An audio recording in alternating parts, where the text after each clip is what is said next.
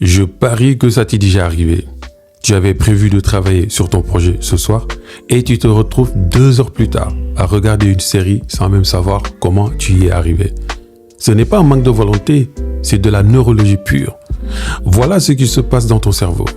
Tu sais, Netflix, Spotify, Instagram, ces plateformes ont été conçues par des équipes entières dont l'unique travail est de déclencher de la dopamine le plus vite et le plus facilement possible.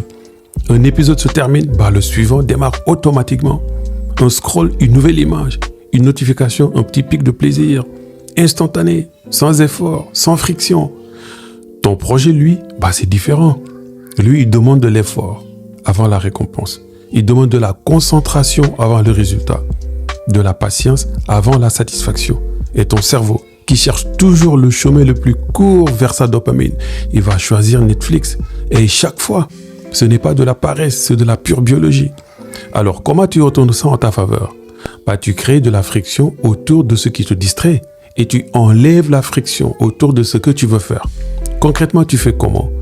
Tu supprimes Netflix complètement de ton téléphone. Ou bien, tu ranges ton téléphone dans une autre pièce. Tu ouvres ton projet avant même de faire quoi que ce soit d'autre. Pas parce que tu as plus de volonté que les autres.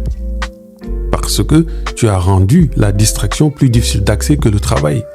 Ton cerveau suivra toujours le chemin le plus facile. À toi de choisir quel chemin tu vas rendre facile.